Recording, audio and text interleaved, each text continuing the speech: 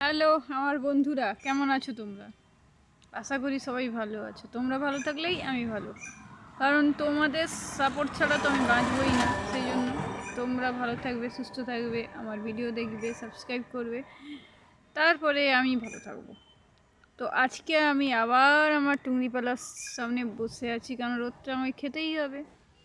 হ্যাঁ, প্রতিদিন 20 মিনিট রোদ খেতে হবে। খেতে পাও ভালো, না খেতে পাও ভালো, রোদটা খাও। তারপরে রইল গিয়ে তোমার ঔষধ ঔষধের ব্যবস্থা হওয়া বিশাল চাপের আছে। সেইটুকু আমি বুঝতে পারছি, জানি না কী হবে, দেখি কী যে করি জানা নেই। তো সে যাই হোক না কেন, কালকে তোমাকে যেটা বলছিলাম যে আমার প্রশংসায় পঞ্চমুখী সবাই। হ্যাঁ, পড়াশোনা করতে করতে ব্যবসা।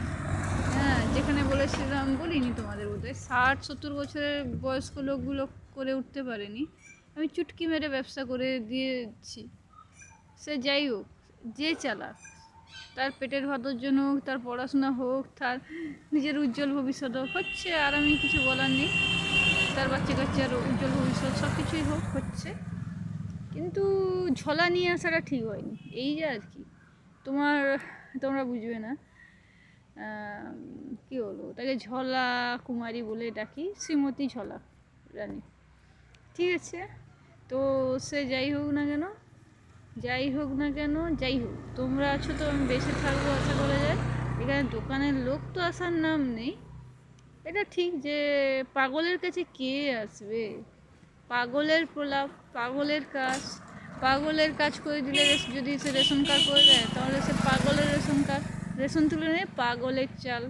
সরকারি চাল না, ওটা পাগলের চাল হয়ে যাবে।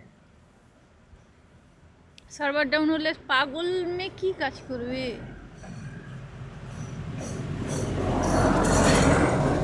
আমি জলজান্ত পাগলই থেকে গেলাম। কালকে যাই হোক দেখা হয়েছিল তাদের সাথে, তারা বলছে আমাকে কি নাই মিস করছে। সেই দোকানে তারা আমাকে সাহায্য করতে গেছিলো, তারা যেন বোন করে মাতোহারা, যে এই চুটকা মেয়ে দোকান করে ফেলছে, এই চুটকা মেয়ে পড়াশোনা করে ফেলছে, এই চুটকা মেয়ে এটা করে ফেলছে, চুটকা মেয়ে সেটাই করে ফেলছে। এই চুটকাটা থেকে গেলাম, কারোর চুটকি কারোর চুটকা, এটাতেই ঠিক ছিলাম আমি, কিন্তু এখানে এসে যেন ফেঁসেই গেছি আমি। মানুষ এরকমও হয় জানা ছিল না, যদি জানতাম কখনোই জন্ম নিতাম না। আমি তো মাকে বলেছিলাম যে আমি যদি জানতাম যে এরকম পরিবারে জন্ম হতে হবে আমায়, আমি চিত্রগুপ্তের সঙ্গে দুঃখিত, আমার হাতটা কাঁপছে তো ধরে রাখতে পারছি না বেশিক্ষণ। চিত্রগুপ্তের সাথে আমি ডিল করে আসতাম, আমি জিজ্ঞাসা করতাম যে আমাকে ঠিক কোথায় জন্ম দেওয়া হচ্ছে, ঠিক আছে। এখানে জন্ম দিলে তো যে কেউ বাঁচবে না, যে কোনো মেয়ে বাঁচবে না।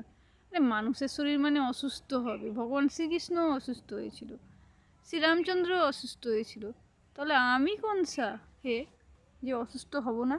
বা যারা বলে জীবনে অসুস্থ হবে না, তারাই অসুস্থ হয়েছিল। হ্যাঁ, তো হয়েছিল না? তারা কি ভেবে বলে যে তারা কোনোদিন অসুস্থ হবে না? তো অসুস্থ মেয়েকে কে দেখবে? ঠিক আছে, তা বলে তুমি ছেড়ে দাও না তাকে, তার হালেই ছেড়ে দাও, নেগেটিভিটি আনো না তার জীবনে। এই হয়েছে কথা।